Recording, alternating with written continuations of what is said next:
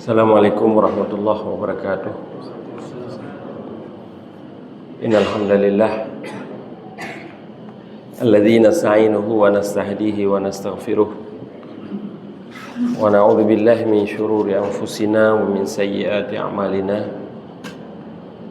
May yahdihillahu fala mudhillalah wa may yudlil fala hadiyalah. Asyhadu an la ilaha illallah wahdahu la syarika lah wa asyhadu anna Muhammadan abduhu wa rasuluh.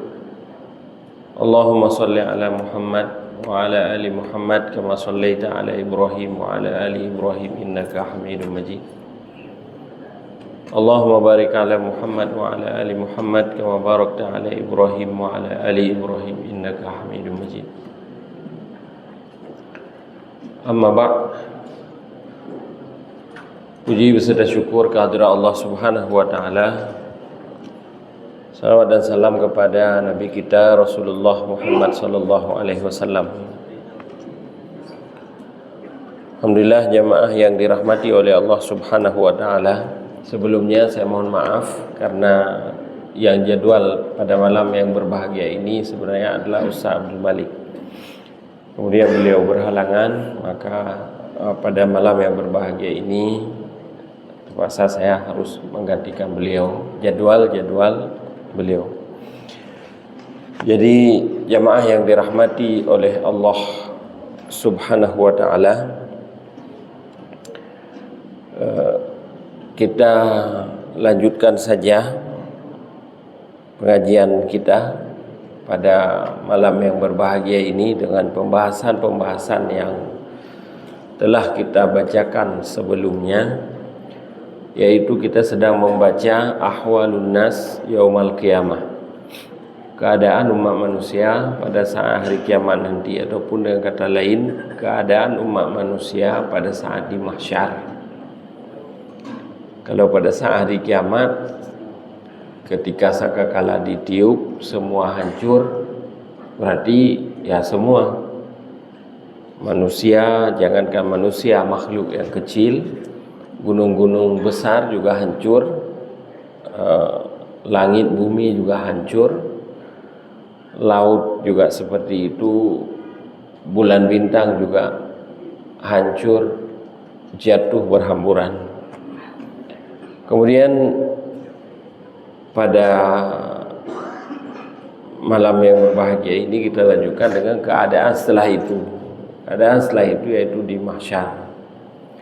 Jumat kemarin jamaah yang dirahmati oleh Allah Subhanahu wa taala, pada saat subuh kita membacakan sedikit di antara gambaran tersebut, bahwa dalam surah Ali Imran ayat 161 Allah menyebutkan, wa may yaghlul ya'ti bima ghalla yaumal qiyamah tsumma tuwaffa kullu nafsin ma kasabat wa hum la yudlamun. Kita ulang sedikit. Keadaan yang berikutnya adalah orang-orang yang sempat melakukan ghulul.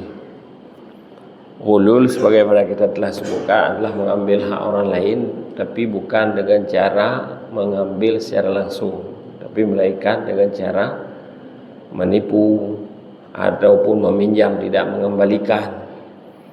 Pun dah pinjam oleh hana pulang li, yang disebutkan dengan ghulul.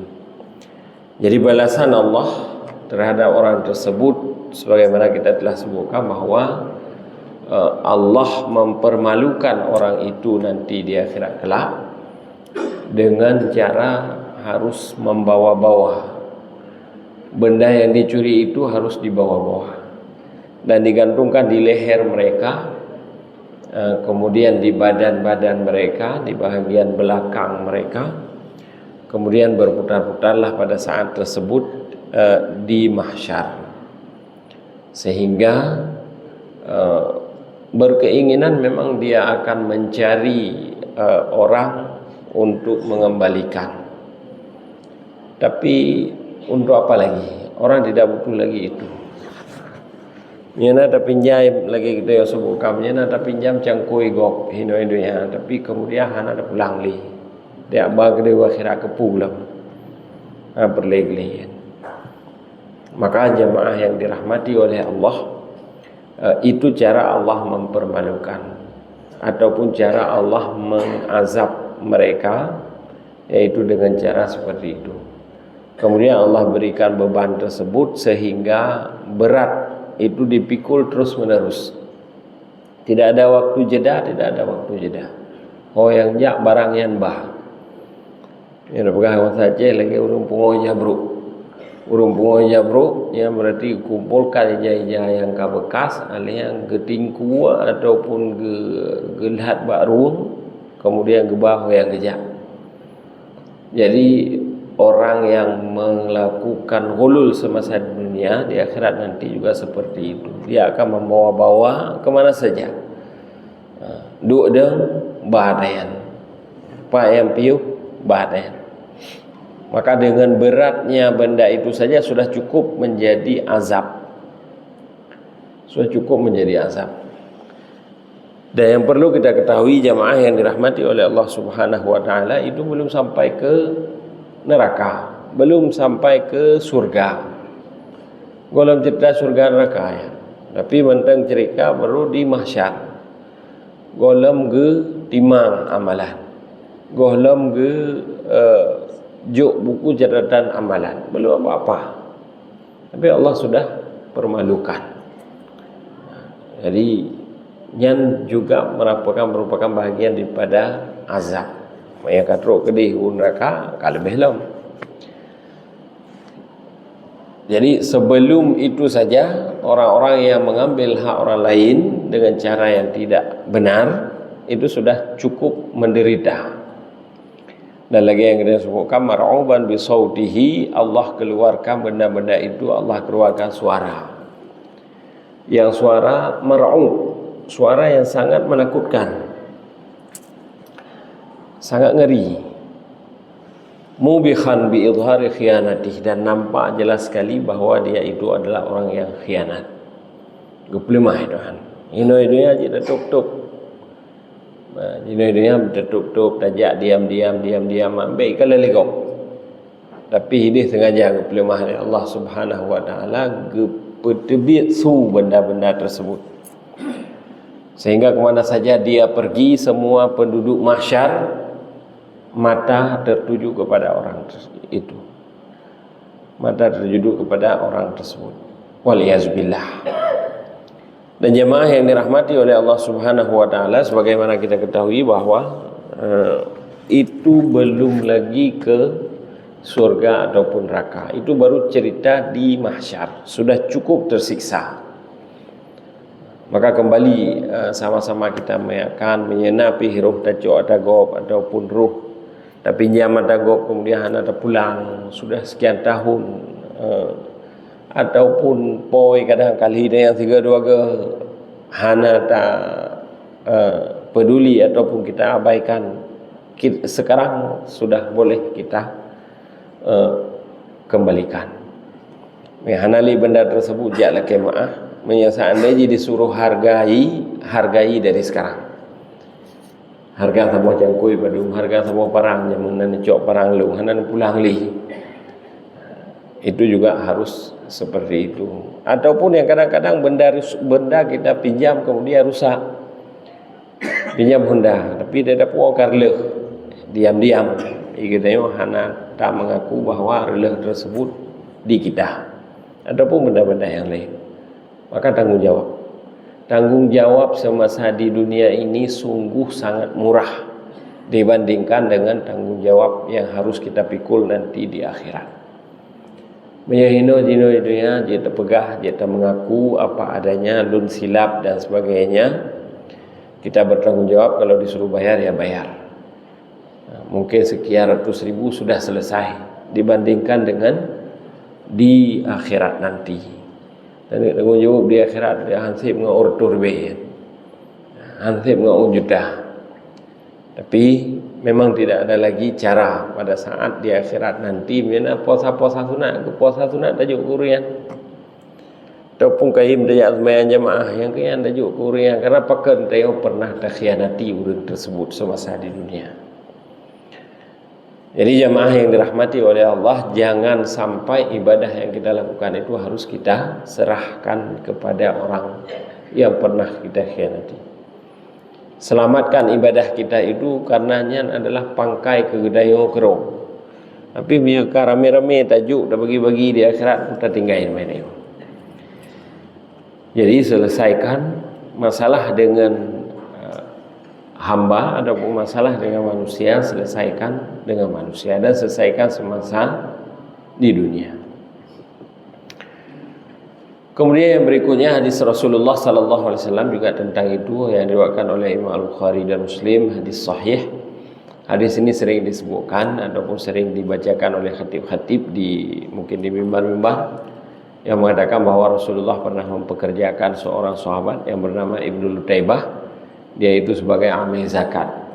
Pada saat dia bekerja sebagai amil zakat, dia mengambil hak senef amil dan juga dia mengambil hak lain, ongkos pungut ataupun ongkos ambil. Kemudian ketahuan itu kepada Rasulullah sehingga Rasulullah sallallahu alaihi wasallam mengatakan, "Afala jalasa fi baiti ummihi wa abihi." Lihatlah jika seandainya seorang laki-laki duduk di rumah ayah atau ibunya, apakah ada orang yang akan memberikan? Kalau mungkin istilah bahasa kantor itu biasa disebutkan dengan istilah sekarang gratifikasi, pemberian yang bukan hak, dan sebenarnya dia itu di bahagian kerja itu sudah ada gaji khusus, tapi ada kutipan-kutipan lain ataupun pungli lah. Kalau pungli mungkin berasal daripada pegawai itu sendiri, tapi ini kalau seandainya sifatnya pemberian daripada orang lain itu biasa disebutkan dengan gratifikasi. Tapi itu je ke mangat, maka trik-trik ka mangat bahana ijuk li tengok ka bereh dekat urang pegaturan kenapa ke hana ijuk peng, karena itu sudah menjadi ketagihan karena sudah merasa enak. Padahal dia itu digaji untuk mempekerjakan dia, untuk bekerja di tempat tersebut dia itu dibayar gaji oleh pemerintah. Walladzi nafsu Muhammadin biyadihi la ya'ti minhu bisyai'in la ja'a bihi yaumal qiyamah ala raqabatihi. Maka Rasulullah katakan apa yang diambil semasa di dunia ini maka akan diikat di lehernya nanti di hari kiamat kelak. In kana ba'iran lahu raga wa aw baqaratan lahu khuwar aw syah ta'ayyar. Jika seandainya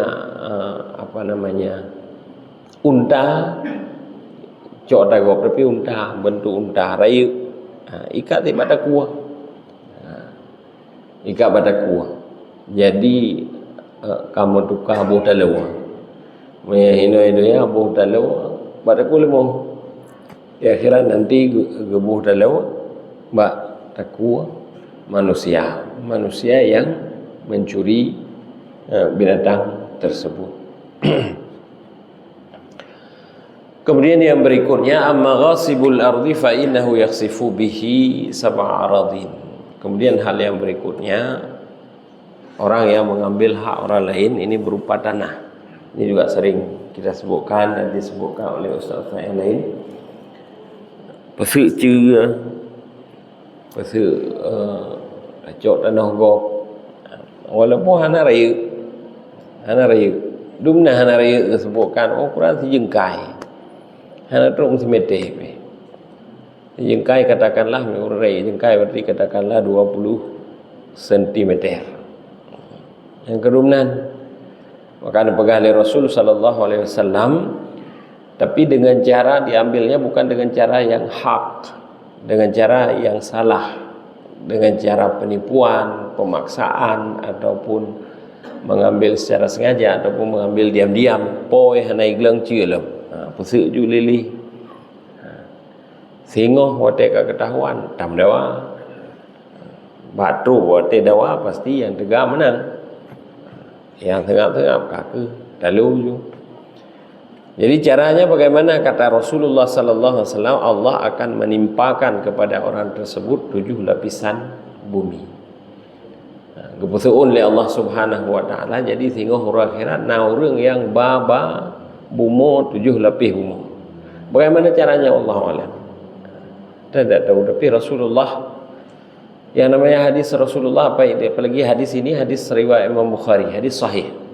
Yang bunuh yang tentang amil zakat riwayat Bukhari Muslim, juga hadis sahih. Itu disebutkan dengan muttafaqun alaih. Ini hadis sahih riwayat Imam Bukhari. Dan Rasulullah tidak akan mengatakan yang tidak-tidak. Pasti apa yang disampaikan oleh Rasulullah itu adalah hal yang patut ataupun hal yang benar, bimbingan daripada wahyu Allah Subhanahu wa taala. Gupusuun singo 7 lapis bumbu. Wadih dia. Makanya maaf yang dirahmati oleh Allah Subhanahu wa taala, berbagai macam cara, berbagai macam modus. Pukul model gepusik-pusik ce bagi cetok tanah belang.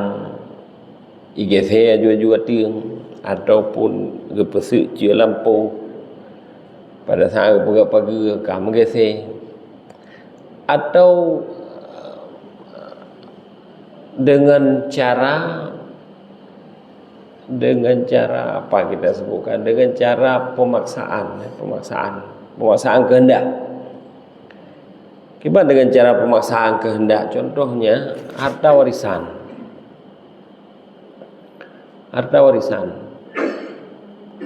meninggal orang syik.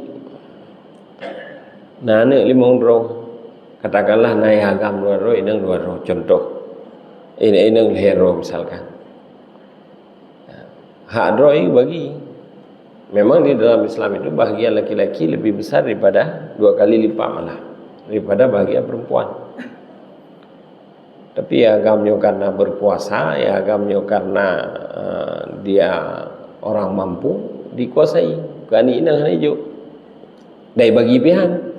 Kakak punya dorong belang mu'um juhinan misalnya di lampuh yang hasil cok ju hasil hinan menyerta pegah bahasa haji nehun kakak menehun juhinan tiap jual muluh ataupun uding dan sebagainya, terus menerus diambil.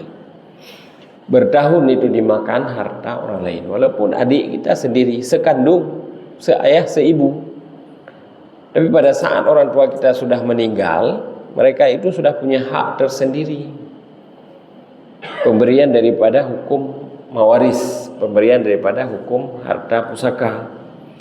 Tapi pada saat dikuasai misalkan oleh anak laki-laki, kemudian tidak mau diberikan kepada anak perempuan, yang tak bayangkan lom kadang-kadang anak perempuannya nanek ke, nah keluarga nanek ke.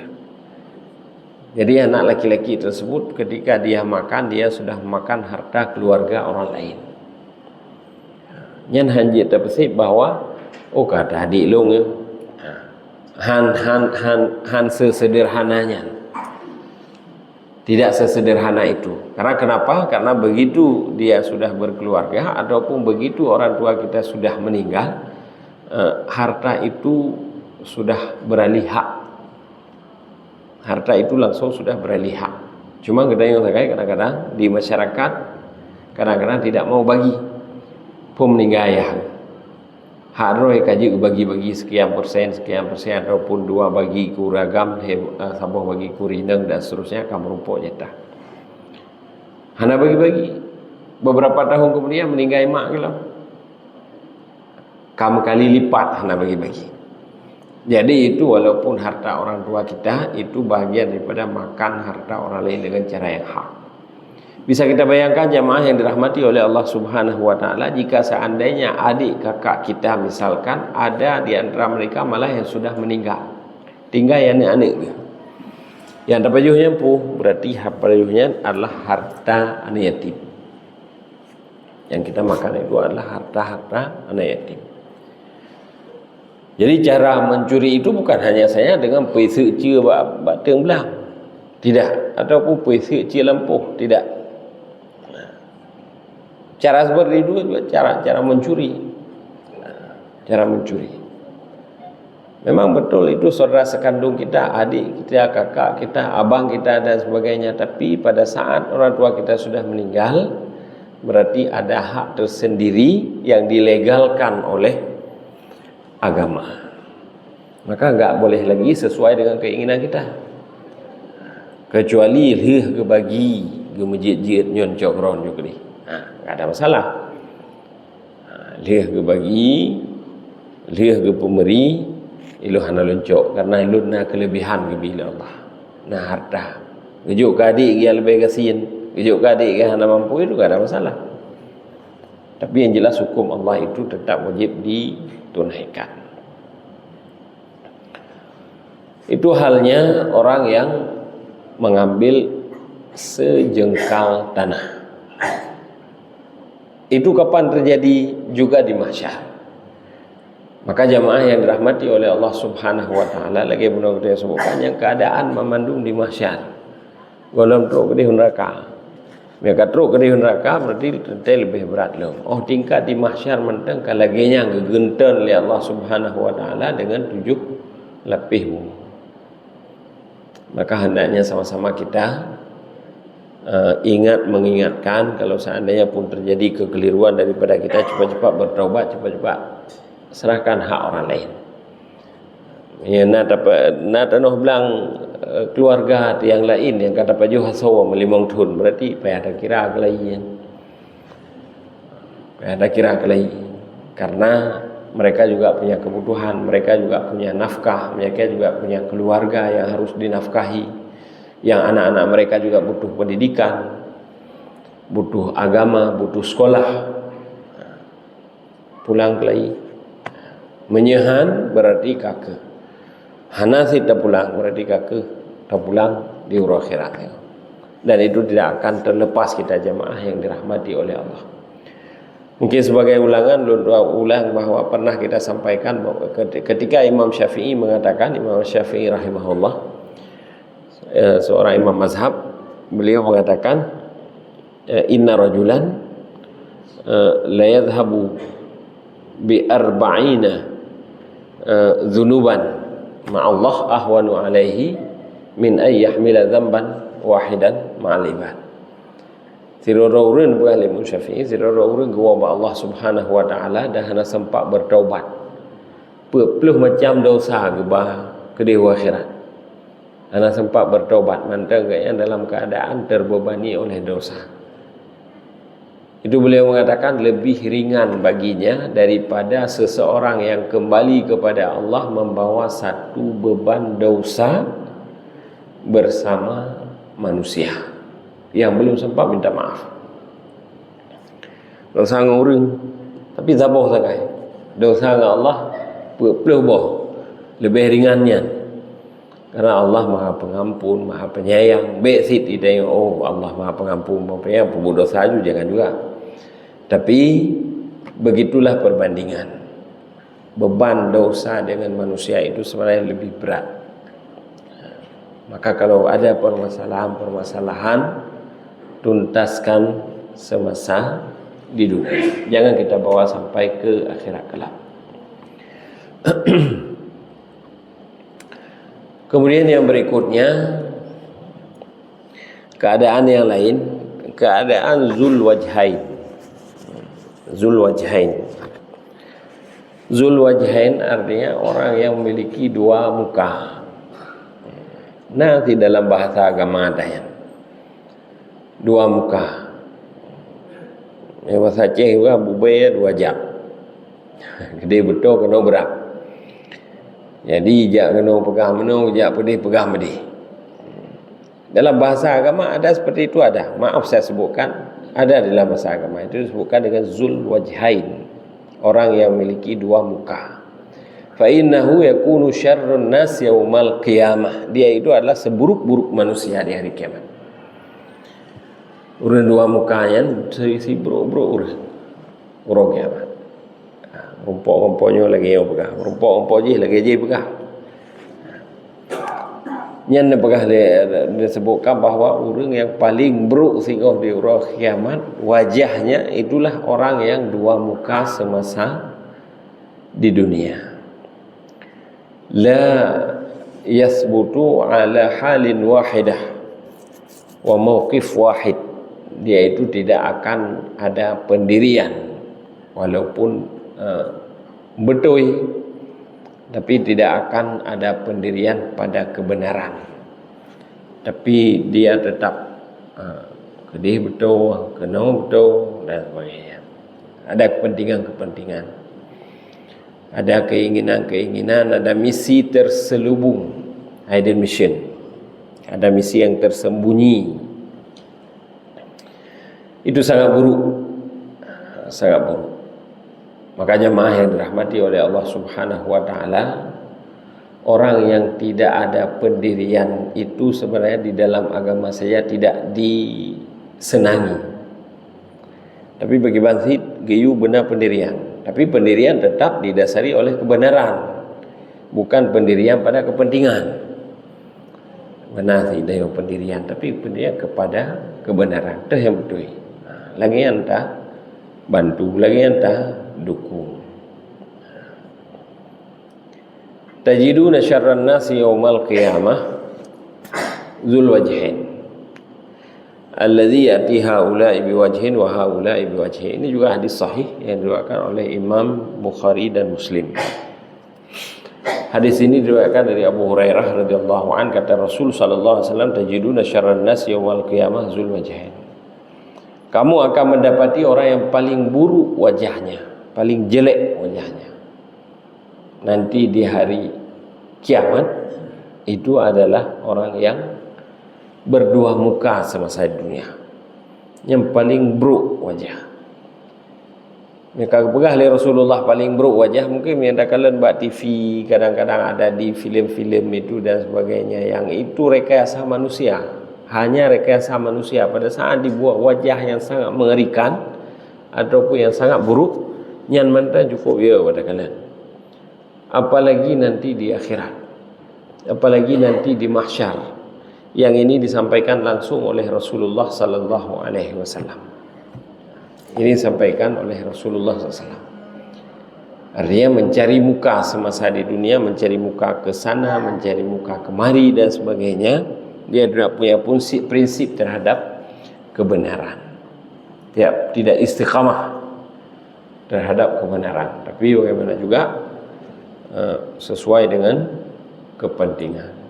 Maka dipegah oleh Rasul sallallahu alaihi wasallam, kamu akan melihat nanti untuk gata akan takalan uro kiamat di mahsyar, di akhiratnya orang yang paling buruk wajah. So orang yang dipegah oleh Rasulullah, mereka itu adalah zul wajhain. Zul wajhain, orang yang memiliki dua muka.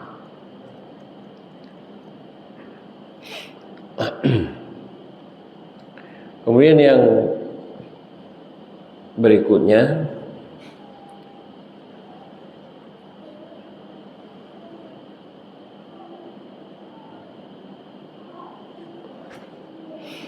amal ladzi yahtajib an hajati ra'iyatihi fa innahu yahtaj fa inna Allah yahtajib anhu yaumil qiyamah. Kemudian yang berikutnya,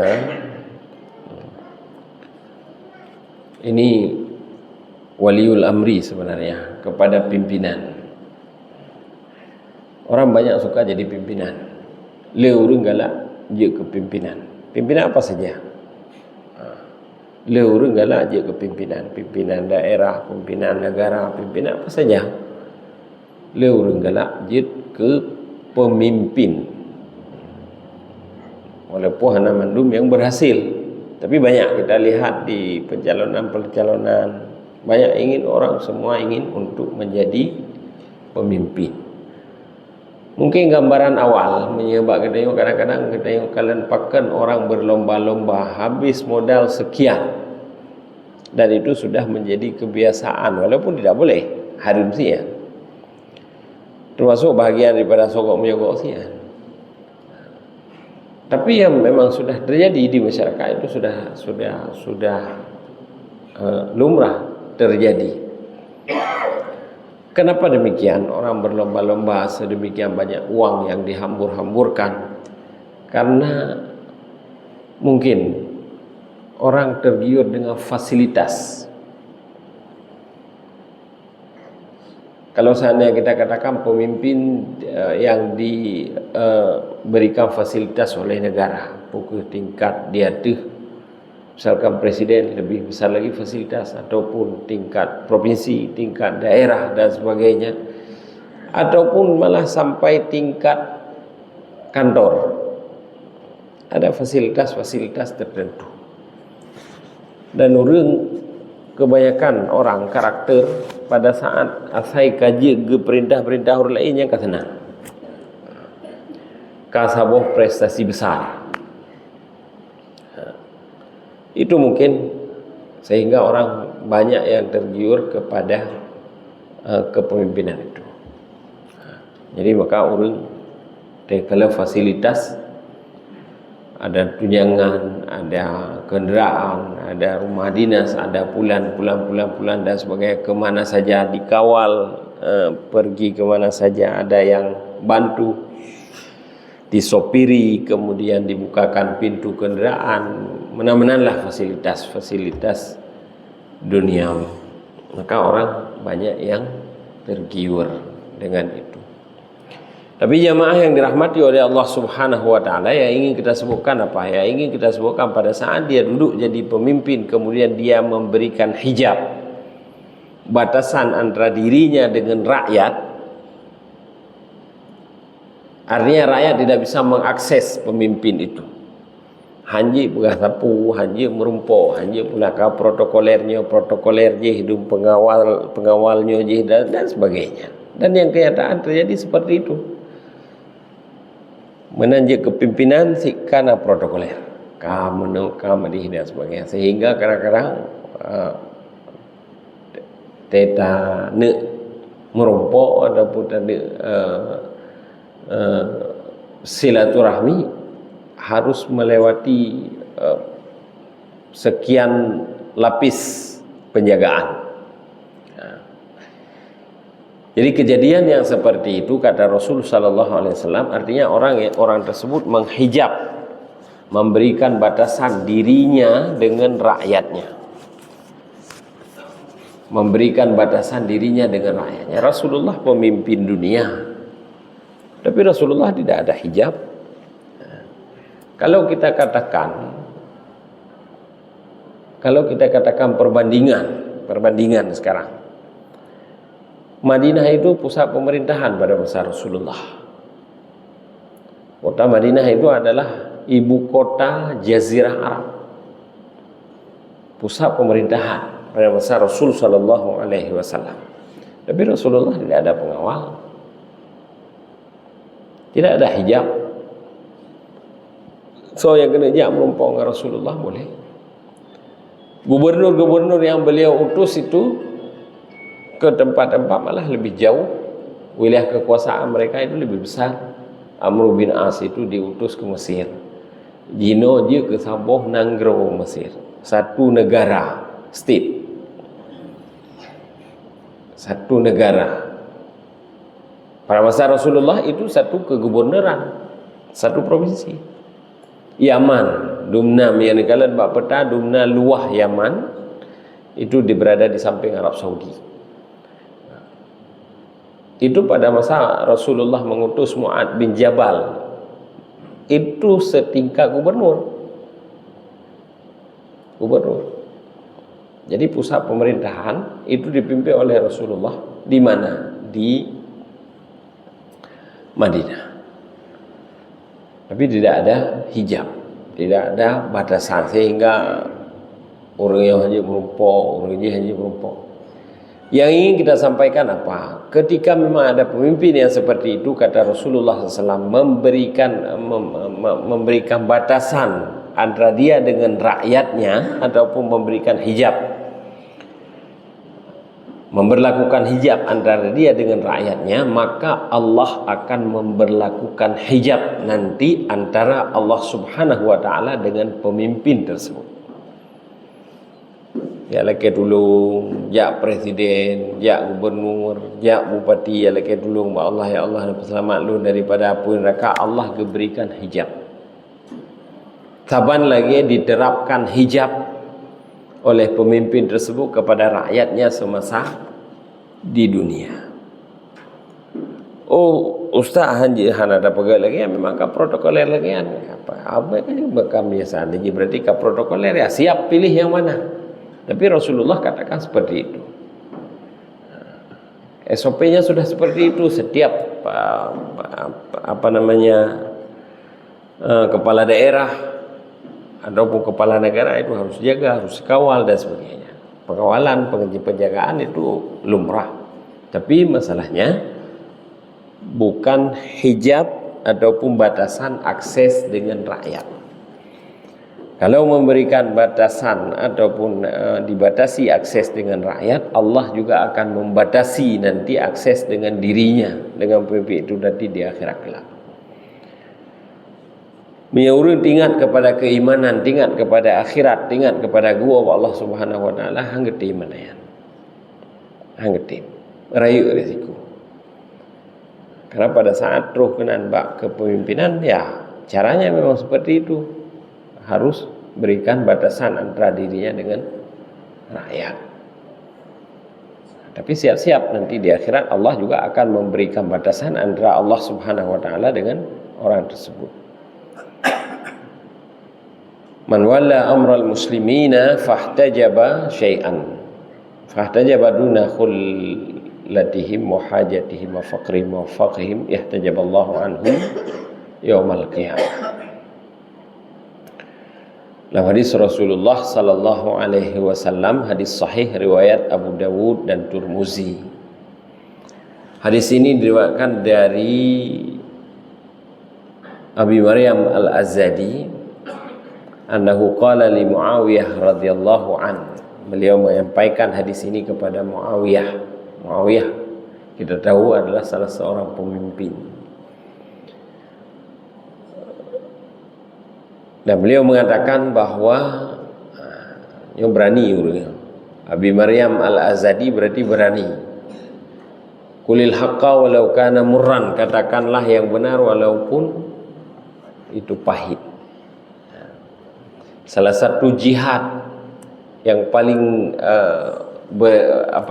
paling bernilai itu adalah qaulul haq amam sultan jair. Perkataan yang benar di depan pemimpin yang jahat. Berani enggak? Karena orang kalau seandainya memikirkan kepentingan pribadi, haripkah yang betul? Karena pakan menggeser jabatan ataupun menggeser kepentingan, maka tidak akan berani dia mengucapkan. Tapi orang ini berani mengatakan kepada siapa? Kepada Muawiyah. Apa katanya?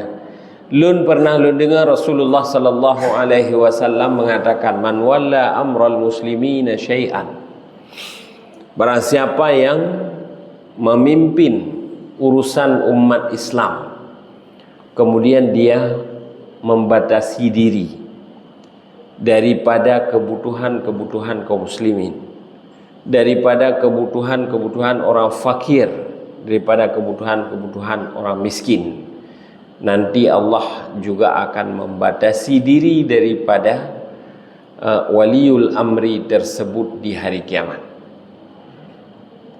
Nam doa hana cara istilahnya punya bahasa kita yo hanjit merumpok, hanjit demo nak laki ya Allah berselamat lun, hanjit merumpok meor lain je merumpok. Karena kenapa? Karena dia sudah pernah membatasi diri daripada kebutuhan orang yang dipimpinnya. Sehingga pada saat tersebut setelah disampaikan itu oleh Abi Maryam Al-Azadi kepada Muawiyah, beliau mengangkat beberapa orang rijal, beberapa orang itu diangkat oleh Muawiyah untuk mencari tahu hajat dan kebutuhan masyarakat. Maka jamaah yang dirahmati oleh Allah Subhanahu wa taala, tidak heran kita ketika kita pernah mendengar cerita kenapa pada masa Khalifah Umar bin Khattab pernah datang malam-malam dia keliling di perkampungan-perkampungan warga, dia kalian kibar rakyat tidur pulas ataupun mereka itu dalam keadaan lapar, tidak ada makanan, sehingga gedemung kerawagawatan li Umar bin Khattab. Sehingga kita melihat membacakan di riwayat-riwayat itu bahwa ada yang beliau sendiri yang memikul karung tepung tersebut kemudian dibawakan kepada fakir miskin. Ali bin Abi Thalib juga seperti itu pada saat memimpin. Artinya apa? Artinya kadang-kadang orang yang rakyat yang memang pada saat tersebut sakit. Bukan berarti Umar bin Khattab itu membatasi akses. Tapi rakyat yang ada kebuka akses hanji ke jahat. Dan pernah ditemukan itu oleh Umar bin Khattab. Pernah ditemukan itu oleh Umar bin Khattab, seorang yang sakit tua renta, dan pada saat tersebut dia tidak punya bekal makanan di rumah.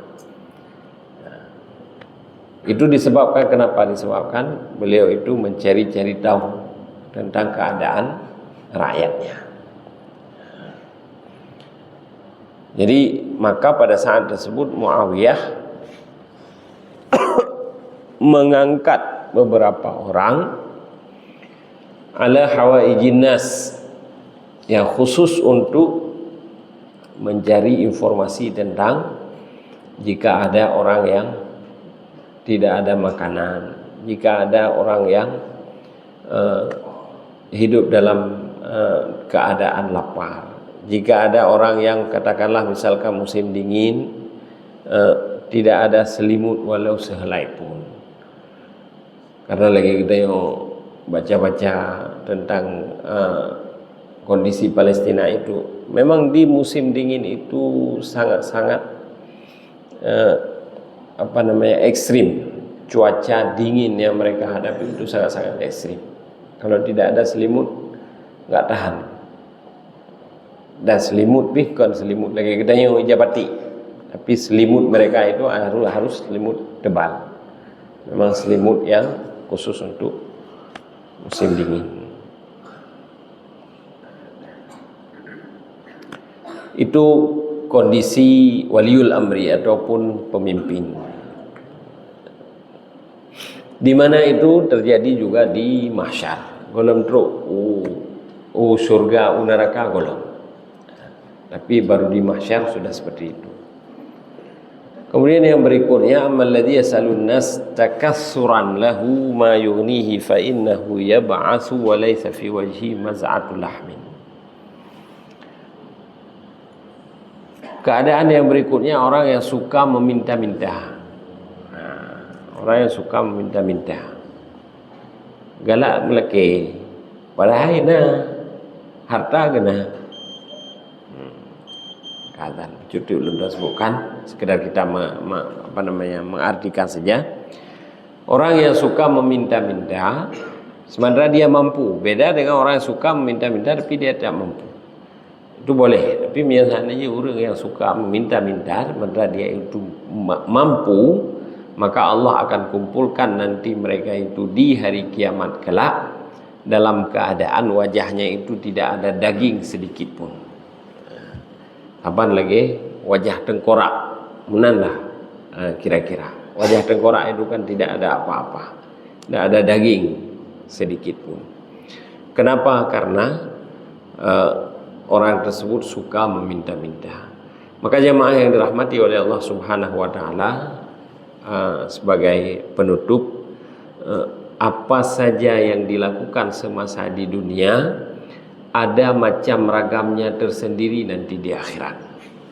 Jadi apa yang kita lakukan semasa di dunia itulah hasil yang kita petik nanti di akhirat kelak. Maka sama-sama kita saling mengingatkan, lakukanlah di dunia ini kebaikan, jangan lakukan kejahatan. Karena melakukan kejahatan, lagi benar-benar disebutkan bahwa kejahatan pula ataupun azab Allah Subhanahu wa taala yang akan menimpa kita. Tapi pada saat kita melakukan kebaikan, ketaatan, amal saleh, maka balasan yang akan kita terima nanti juga akan mendapatkan balasan yang baik. Mudah-mudahan ada manfaatnya jemaah yang dirahmati oleh Allah Subhanahu wa taala. Lebih dan kurang saya mohon maaf. Subhanakallahumma bihamdika asyhadu an la ilaha illa anta astaghfiruka wa atubu ilaik. Assalamualaikum warahmatullahi wabarakatuh.